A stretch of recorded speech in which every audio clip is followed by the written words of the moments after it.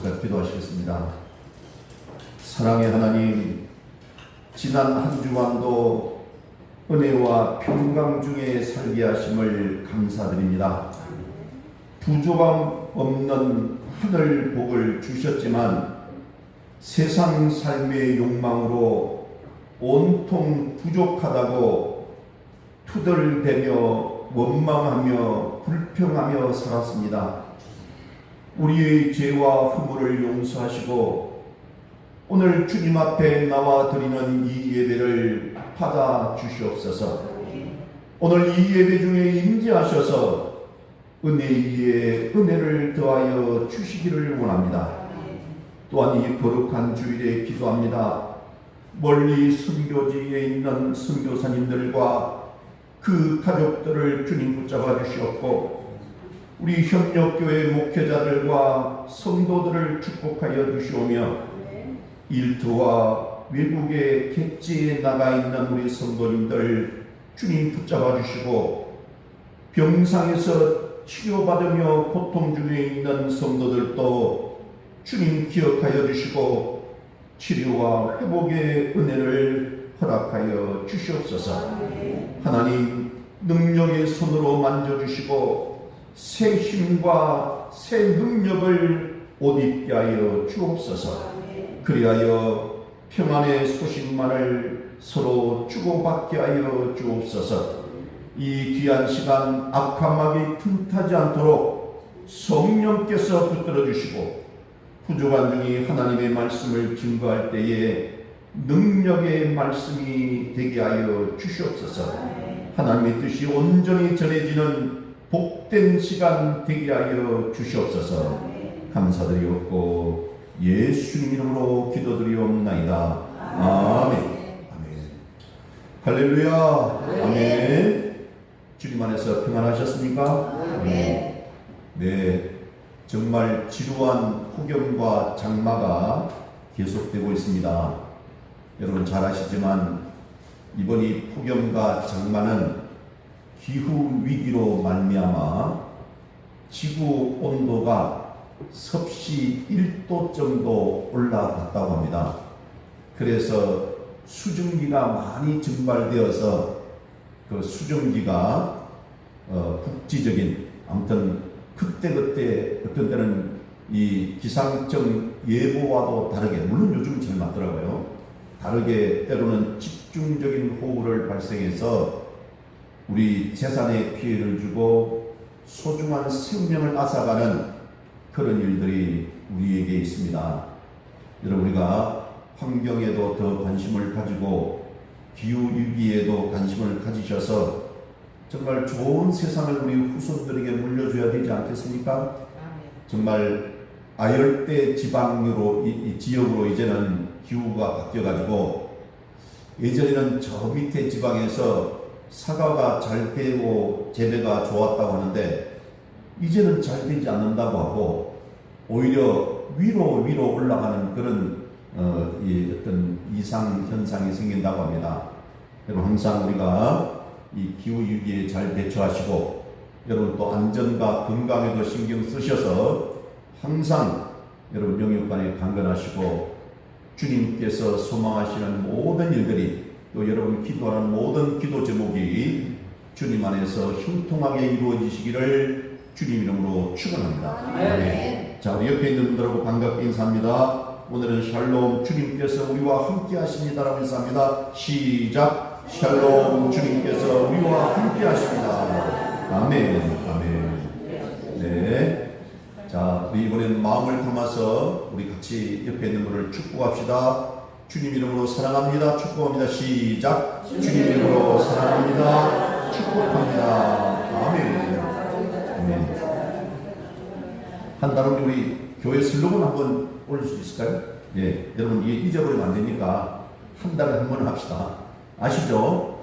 자, 되셨죠? 자, 시작. 생각대로 됩니다. 말하는 대로 됩니다. 꿈꾸는 대로 됩니다. 믿는 대로 됩니다.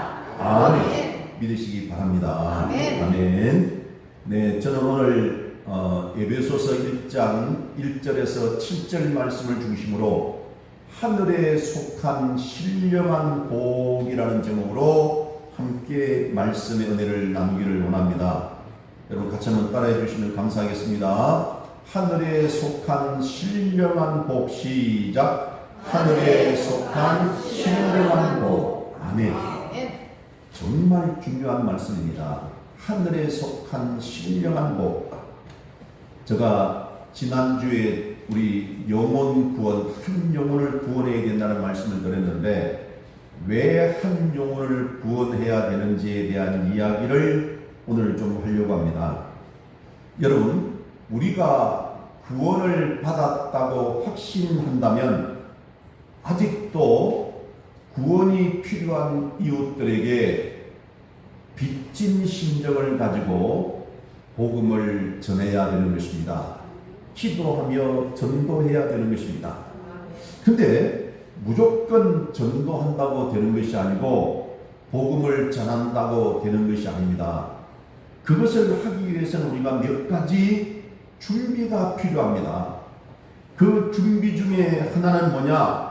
기본적으로 내가 하나님으로부터 구원받은 것이 너무나도 기쁘고 좋아야 되는 것입니다. 내가 행복해야 되는 것이에요. 내가 안 좋은 것을 어떻게 남에게 권할 수가 있겠습니까? 식당에 가서 우리가 음식을 먹어도 내 입에 맞고 좋다고 생각되면 주변 사람들에게 소개도 하고 권하기도 하시잖아요. 마찬가지로 내가 믿고 발견한 이 예수 그리스도가 너무나 좋고 너무나 기쁘고 너무나 감사해서 내가 말하지 않으면 안 될 것 같은 그런 심정이 있어야 되는 것입니다. 여러분, 그러기 위해서는 우리에게 먼저 기쁨이 있고 감사가 있고 행복이 있어야 되는 것이에요. 우리에게 어떤 열정이 있어야 되는 것입니다. 그래야 전도할 수 있는 것이에요. 사도행전 2장에 보면 여러분 잘 아시다시피 초대교회, 예루살렘 초대교회가 나옵니다. 여러분, 그런데 거기 보면 수천 명의 사람들이 예수를 믿고 교회를 이루었습니다. 여러분, 그런데 그들이 예수를 믿고 나서 얼마나 달라졌는지 모릅니다. 원래 유대인들은요, 돈에 사족을 못 쓰는 사람들입니다. 그래서 미국 사회에서도 가장 수정로 같은 사람들이 바로 유대인들입니다. 그런데 예수를 믿자 구원받은 것이 너무나 좋고 기쁘고 감사해서 그토록 좋아하던 돈을 마음에서 떠나버렸습니다. 여러분, 그래서 자기 집에 있는 그런 돈과 물질들을 가지고 나와서 가난한 사람들에게 나눠주는 것이에요. 이런 희한한 일이 초대교회 안에서 일어난 것입니다. 그래서 돈보다 더 중요한 것을, 더 좋은 것을 발견했기 때문에 그 초대교회 예루살렘에 사는 유대인들의 마음이 돈에서 떠나버린 것이에요. 그리고는 믿는 사람들끼리 서로 보고 싶어서 날마다 모이는가 하면 함께 하나님을 찬양하고 기뻐하고 기도하고 예배를 드렸습니다. 그런데 그들의 이러한 행복한 모습을 예루살렘에 사는 믿지 않는 사람들이 지켜보았어요. 어제 그들이 아니었습니다. 예수님을 알고 나서부터 그들의 표정, 그들의 말, 그들의 삶의 모습이 너무나 달라진 것이에요. 한마디로 너무나 기쁘고 감사하고 행복한 사람들로 변해버린 것입니다. 사도행전 2장 47절 말씀에 보면 온 백성에게 칭송을 받으니라는 말로 이 사실을 기록하고 있습니다. 여러분, 오늘 우리 성경, 우리 주보에 성경 요절 읽기가 나오는데요. 거기 사도행전 2장 47절 한번 읽어봅니다. 찾으셨죠? 네. 시작. 하나님을 찬미하며 온 백성에게 칭송을 받으니 주께서 구원받는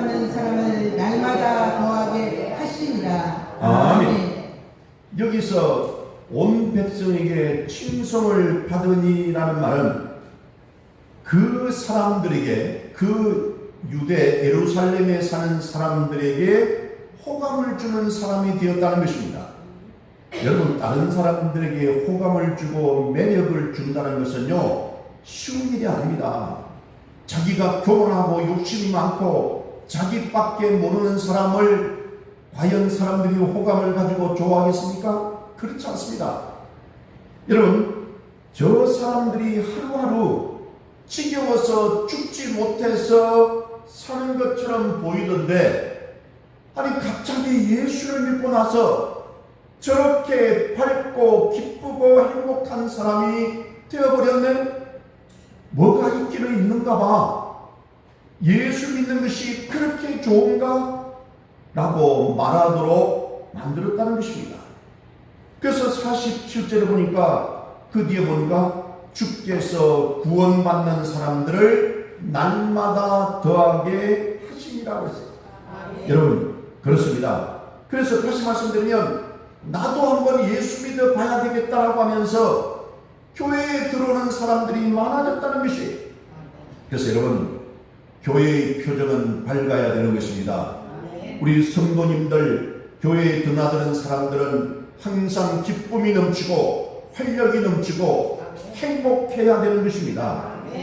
비록 조금 가난하고 비록 성공하지 못해도 때로는 고난으로 질병으로 고생을 해도 예수 믿는 사람은 세상 사람들보다 항상 얼굴이 밝아야 되고 긍정의 언어를 써야 되고 기쁨과 감사가 넘쳐야 되고 행복해야 되는 것이.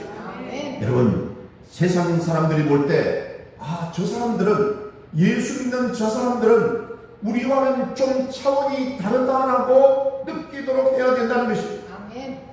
우리 영혼이 건강한 교회에서 예배드리고 나가는 모든 성도들의 표정이 마치 천국에 들어갔다가 나가는 것처럼 보여야 된다는 것입니다. 그래서 주변에서 우리를 지켜보고 있는 사람들이 술 먹고 기분 좋아하는 우리들보다, 아니 저 사람들이 더 행복해 보이네라고 하는 말이 나올 정도가 되어야 된다는 것이에요. 그럴 때 우리들을 신뢰하고 우리가 복음을 전할 수가 있는 것입니다. 우리 말을 그들이 귀담아 듣게 될 것이라는 것이죠. 여러분, 오늘 에베소 본문을 보면 사도 바울이 예수 믿고 하나님의 자녀가 된 구원의 축복을 얼마나 기뻐하고 얼마나 감격해 하는지를 우리가 읽을 수가 있습니다. 여러분 잘 아시다시피 사도 바울은 지금 에베소서 이 서신을 쓰는 이 시간에 어디 있다고요? 감옥에 있습니다.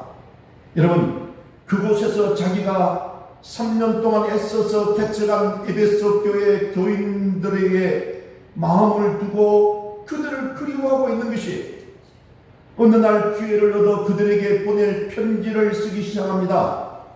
차가운 감옥 바닥에 앉아서 펜을 들고 편지를 쓰는 거예요.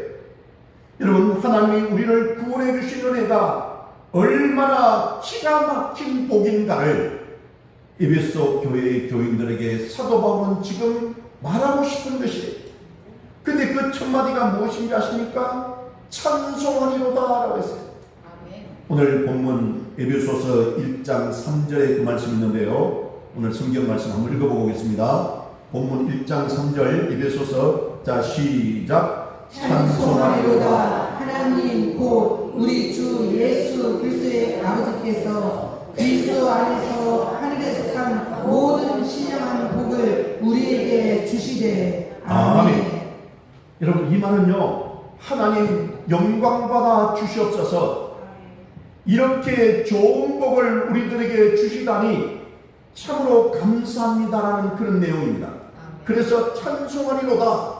하나님 곧 예수 그리스도의 아버지께서 그리스도 안에 있는 하늘에 속한 모든 신령한 복, 오늘 설교 제목이잖아요. 하늘에 속한 신령한 복. 여러분, 이 복으로 우리에게 복을 주시더라고 말한 후에 과연 하늘에 속한 신령한 복이 도대체 무엇인지 어떤 복인지를 사도 바울이 지금 단숨에 써내려가는 것입니다. 가슴에서 샘이 터져 나오듯이 너무 흥분해서 사도 바울이 지금 정신없이 지금 써내려가고 있는 것이에요. 그래서 오늘 원래 3절부터 14절까지는 한 문장으로 썼던 것입니다. 우리나라 번역 성경에서는 알기 쉽게 몇 절로 나누어져 있지만 이 성경 원문에는 한 문장으로 되어 있습니다. 한마디로 너무 흥분해서 막 써내려간 것이에요. 그 내용을 보면 하나님이 주신 복을 뭐라고 합니까? 하늘에 속한 복이고 신령한 복이라는 것이에요. 하늘에 속한 복, 신령한 복. 여러분 이 두 가지 말로 표현을 하고 있는 것입니다. 근데 여기에서 하늘에 속한 복이란 말 그대로 땅의 복이 아닙니다. 우리가 땅에 살면서 얼마 동안 손에 쥐고 누리는 복이 아니라 하늘나라에서 구원받은 백성만 누릴 수 있는 그런 복을 말하는 것입니다. 우리가 구원받았다는 것은요, 하늘에 속한 복을 얻었다는 것을 의미하는 것입니다. 또한 신령한 복이라는 것은 말 그대로 육적인 복을 말하는 것이 아닙니다. 고린도전서 15장 44절 말씀에 보면 육의 몸으로 심고 신령한 몸으로 다시 사나니 육의 몸이 있은즉 또 영의 몸도 있느니라 라고 했어요. 여러분 신령한 몸한 우리는 육의 몸을 연상을 하는데 그게 아니라는 겁니다. 그러나 그것은 육신으로 누리는 복이 아니라는 것이에요. 건강, 장수, 쾌락, 성공 이런 것 같이 세상에서 누리는 그런 명성과 같은 복이 아닙니다. 여러분 그 신령한 복이라는 것은 새 몸을 입고 영원히 즐길 수 있는 복을 말하는 것이에요. 바울은요 하늘에 속한 신령한 복에 대해서 우리가 읽지 않는 그 에베소서 본문에서 좀 더 세밀하게 세 가지로 이야기합니다. 시간이 있으면 제가 세 가지를 말씀드리면 첫 번째는 뭐냐 하면 하나님의 자녀가 되는 신분이라는 것이 하나님의 아들이 되는 복이라고 그랬어요. 여러분 이 하나님의 자녀가 되는 복이 하늘에 속한 신령한 복의 넘버원입니다. 두 번째는 뭐냐 하면 죄 사함을 받는 축복입니다. 우리가 알게 모르게 지은 죄가 너무나도 많고요. 우리가 원죄로부터 속박받았던 여러 가지 죄들이 있었잖아요. 여러분 그 모든 죄로부터 죄 사함을 받는 축복을 받는 것이 두 번째라는 것이에요. 세 번째는 뭐냐면 하나님 나라에서 영원한 생명을 누릴 기업의 영광이라고 설명하고 있어요.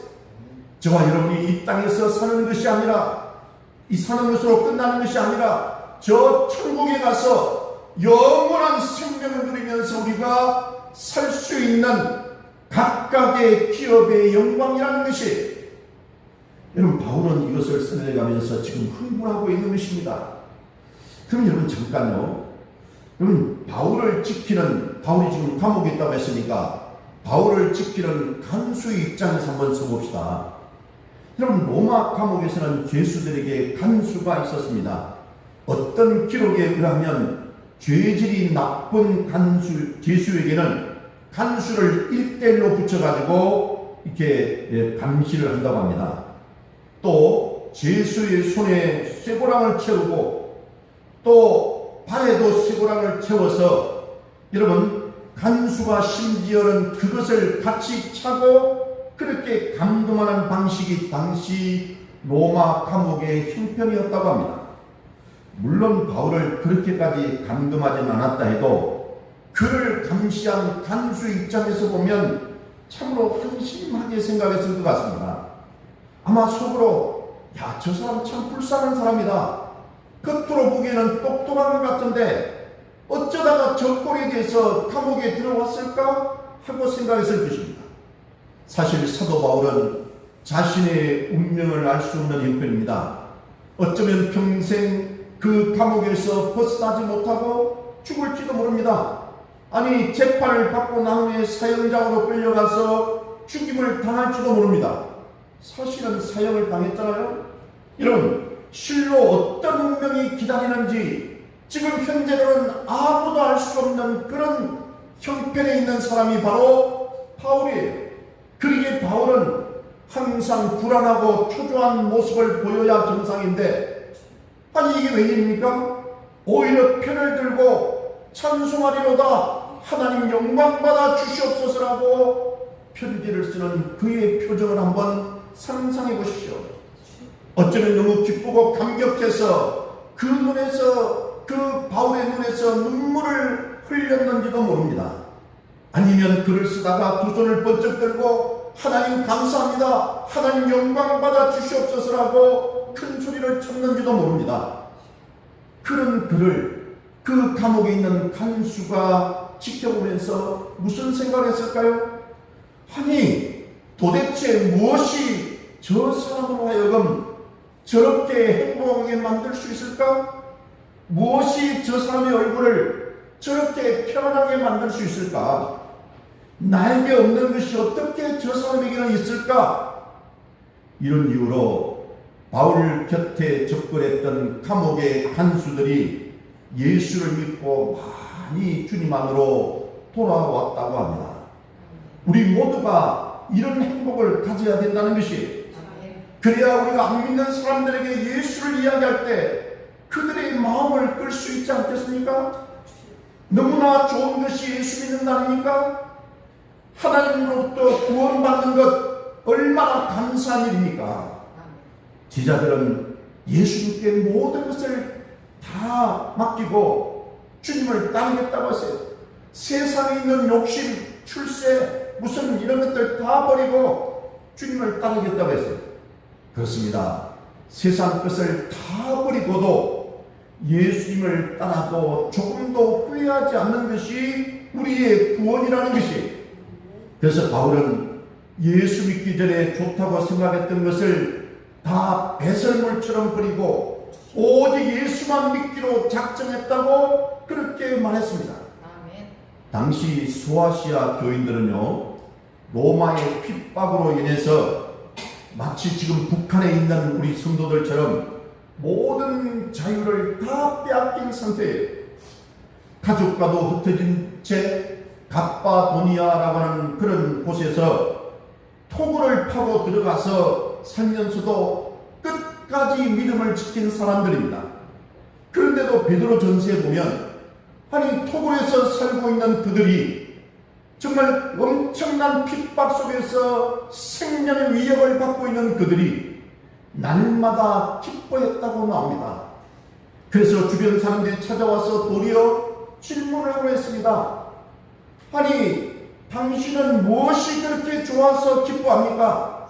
당신의 소망은 도대체 무엇입니까? 현실의 삶을 보니까 토굴을 파고 살면서 정말 거지도 그런 거지가 없을 만큼 비참한 삶을 살고 있는데 그들의 표정은 너무나도 행복해 보이고 너무나도 기쁘고 매일매일 감사하는 삶을 사는 것을 보면서 주변 사람들이 놀라버린 것이, 그만큼 그들은 달랐습니다. 사랑하는 여러분, 우리에게도 예수 믿고 하나님의 자녀가 됨으로 말미암아 이런 기쁨과 감격이 있습니까?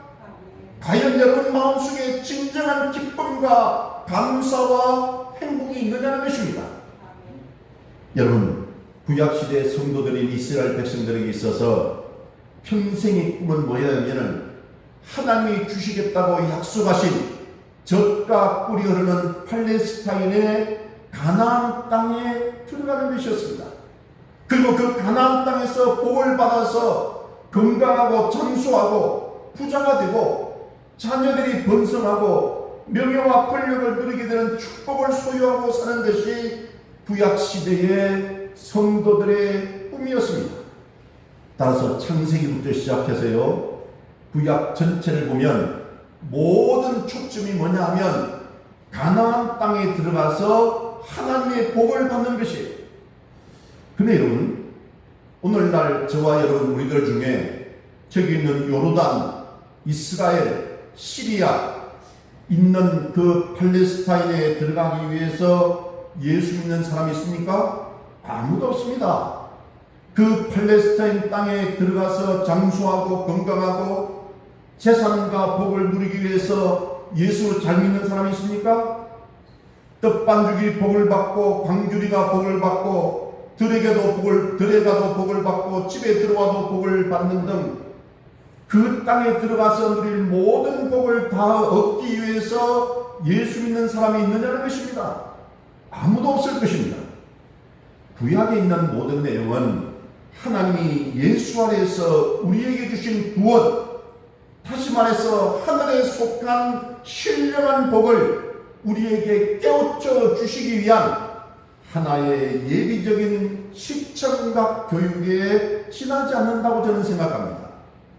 만약 건강하기 위해서 저와 여러분이 예수 믿고 오래 살고 싶어서 신앙생활을 잘한다면 그것은 잘못된 이야기입니다.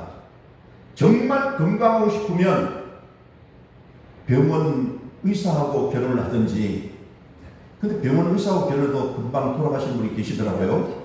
여러분, 다시 말하면 우리가 정말 건강하고 싶은 사람은, 여러분, 안 믿는 사람들 세상에 가서도 얼마든지 찾을 수 있을 것입니다. 그 사람들 중에서도 운동하고 음식 잘 가리고 또 이렇게 해서 장수하는 사람들이 많습니다. 따라서 세상에서 오래 살기 위해서, 건강하기 위해서 예수 믿는다면 그것은 문제가 있는 것이에요. 여러분, 또 돈을 많이 벌어서 부자가 되는 것이 목적이라면 차라리 하나님을 모르고 거드름을 피우면서 사는 체벌들에게 배우는 것이 낫습니다. 그럼에도 불구하고 교회를 다니면서 항상 생각은 세상적인 것, 육적인 것에 가 있어서 건강하고 장수하고 돈 벌고 자식 잘 되는 것만 기도한다면 어쩌면 하나님도 머리가 아플 것 같아요. 세상 사람들이 세상에서 받는 복을 겨냥하여 기독교를 여러분 믿는 것이 아닙니다. 물론 예수를 잘 믿으면 세상에서도 얼마든지 복을 받습니다. 그런 사례는 너무나도 많이 있습니다. 지난번 미국에서 발표한 의학 연구 논문에 의하면 교회를 정기적으로 출석하고 신앙에 따라 일관성 있고 경건하게 신앙생활하는 사람들이 정신적으로 육체적으로 훨씬 더 잘 산다고 합니다.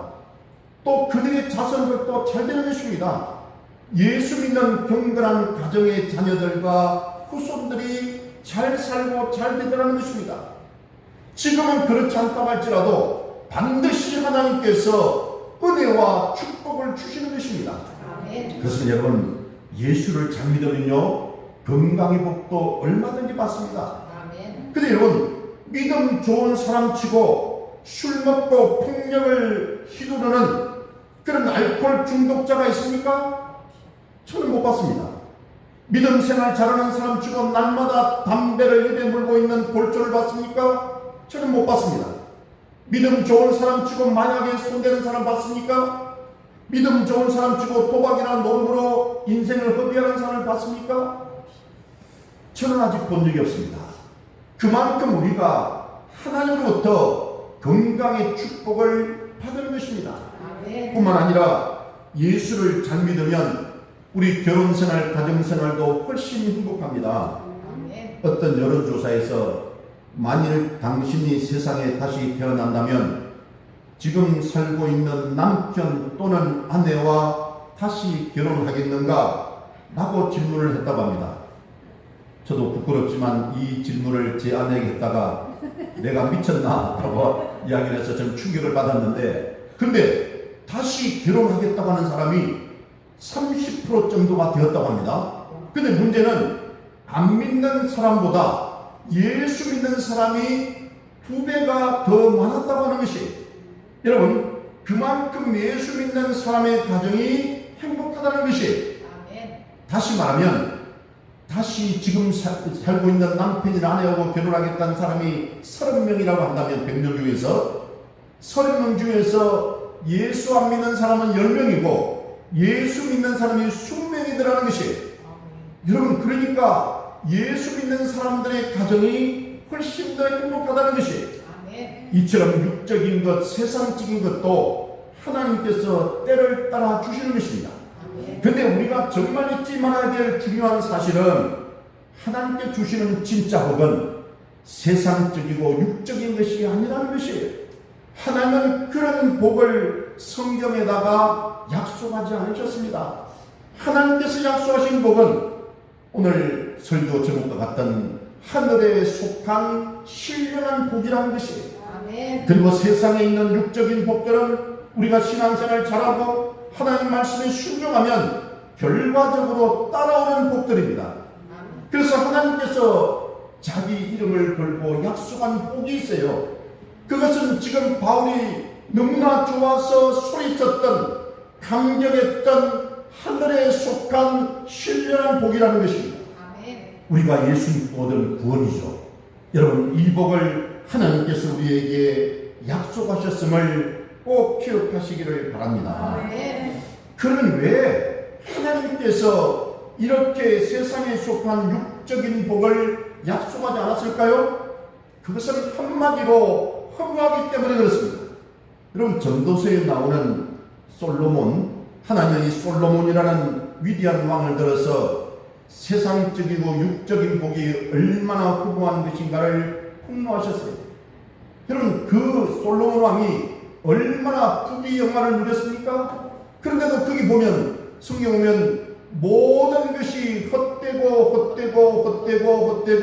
헛되도다라고 헛되다는 말을 5번이나 했어요. 가만히 보니까 자기 살아온 육적인 모든 것이 다 헛되다는 것이에요. 그래서 그는 전도서 2장 11절에서 이런 고백을 합니다. 여러분이 오늘 성경 요절 두 번째 있는 말씀인데요, 같이 한번 읽어보겠습니다. 전도서 2장 11절. 자, 시작. 그 후에 내가 생각해 본즉 내 손으로 한 모든 일과 내가 수고한 모든 것이 다 헛되어 바람을 잡는 것이며 해 아래에서 무익한 것이로다. 아멘. 여러분, 바람을 한번 잡아보십시오, 손으로. 여러분, 잡는 순간 다 빠져나가 버립니다.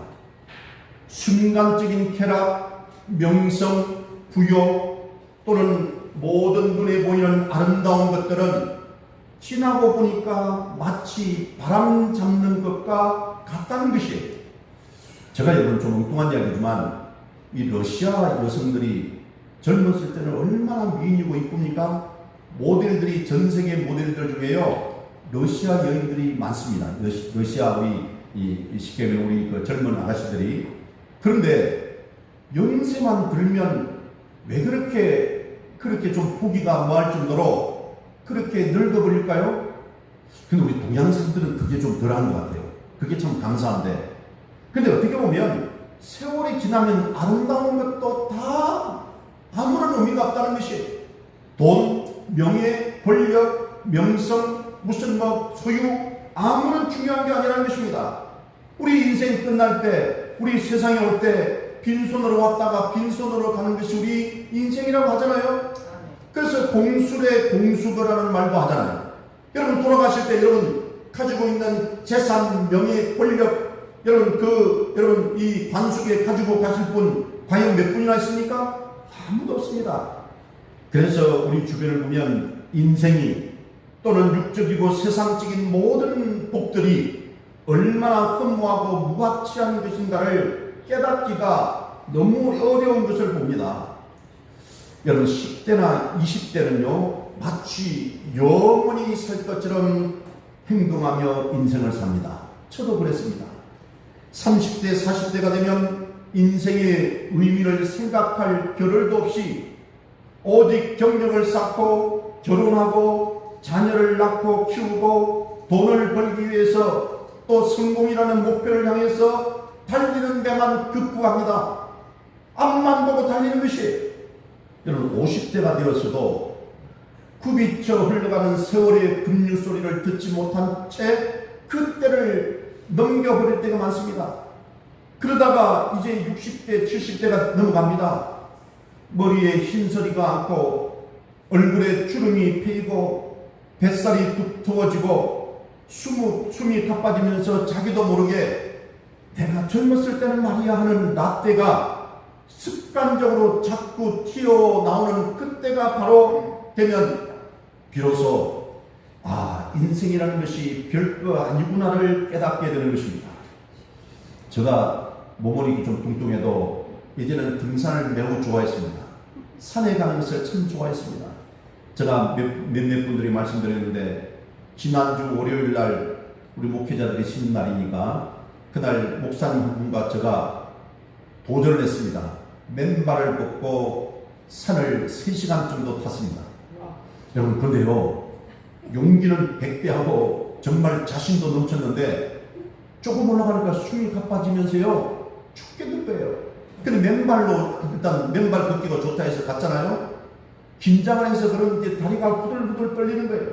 올라갈 때는 땀을 엄청 흘리고 내려올 때는 정말 겁을 먹어가지고요, 이 맨발로 오니까 제가 집에 와서 그날 몸살을 앓았습니다. 그리고 한 3, 4일 동안 걷지를 못했어요. 제가 교회 와서 새벽기도 왔는데도 걸음이 안 걸어지는 거예요.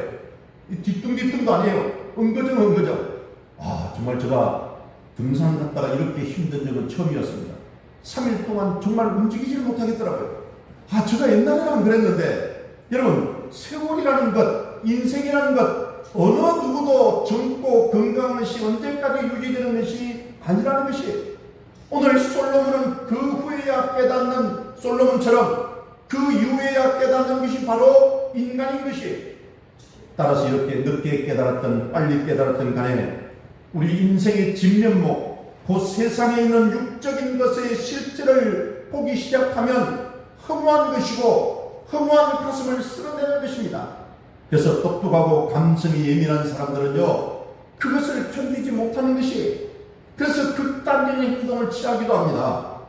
이런 법 때문에, 이런 세상적인 육적인 법 때문에 우리가 예수를 믿는다면 얼마나 어리석은 사람입니까?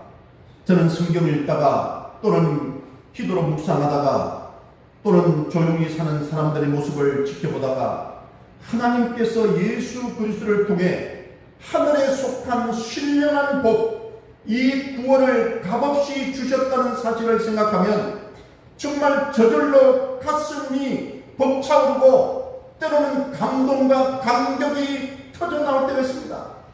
저도 모르게 너무나 감격스러워서 눈물을 흘릴 때가 있다니까요. 그래서 바울처럼 나도 모르게 찬송합니다. 하나님 영광을 받으시옵소서라고 하는 그 감동과 감격이 막 치밀어오는 것이, 돈이나 명예 또 오라에 사는 데는 저는 별로 요즘 관심이 없습니다. 그 어떤 세상의 것도 요즘은 제 눈에 들어오지 않더라고요. 그러나 하나님께서 하늘에 속한 신령한 복, 이 구원, 이 예수 그리스도를 나에게 주셨다는 것만 생각하면 그저 황홀해지고 감격해지는 것이에요. 여러분, 우리가 이런 감격을 가슴 속에 품고 살아야 우리 얼굴이 달라지고 세상 사람보다 더욱더 기쁨이 넘치고 감사가 넘치고 행복한 사람이 되는 것입니다. 그럴 때 예수 믿으세요 라고 하는 그 말 한마디가 사람들의 마음을 찌르고 들어가는 것이, 우리 모두 이 감격을 소유하시기를 바랍니다. 이 기쁨을 소유하시기를 바랍니다. 여러분, 이 감격과 기쁨을 가지고 예수 안 믿는 사람들에게 나가야 되는 것이, 얼굴이 찌푸린 얼굴로, 우리 얼굴에 원망과 불평이 가득한 얼굴로, 세상에 대한 돈과 명예와 권력에 대한 욕심이 가득 찬 얼굴로 다른 사람에게 예수 믿으세요 하면 그 사람이 예수 믿겠습니까? 여러분, 이것이 얼마나 귀하고 좋은 복이기 때문에 여러분, 사도 바울은 오늘 본문 17절에서 19절에서 기도하는 모습이 나옵니다.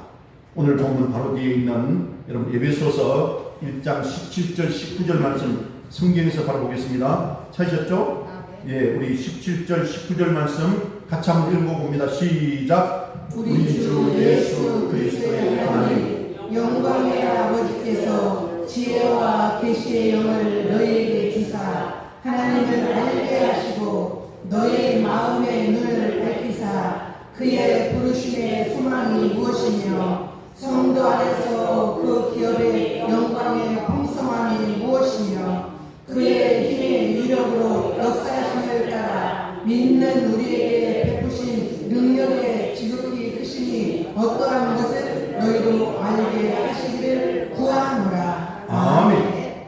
한마디 넣습니다. 하나님, 나의 마음의 눈을 열려 주시옵소서. 그래서 하나님이 누구신지 좀 더 알게 해주세요. 하나님, 나에게 지혜와 계시의 영을 주셔서 하나님이 주신 그 부르심의 소망이 무엇인지를 알게 해주세요.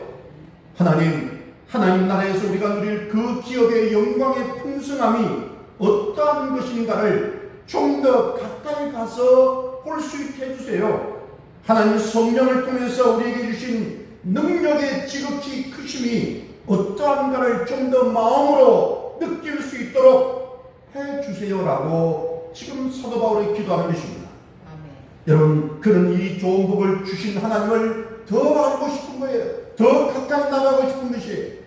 그래서 그 복을 들여다보고 싶은 것입니다. 그러면 내가 아는 것만큼 더 행복한 자가 될 수 있기 때문에 그렇습니다. 허무한 세상 것에 눈을 돌리지 말고 영원한 것을 향해서 남은 생을 투자할 수 있을 것임을 사도 바울은 믿었기 때문입니다.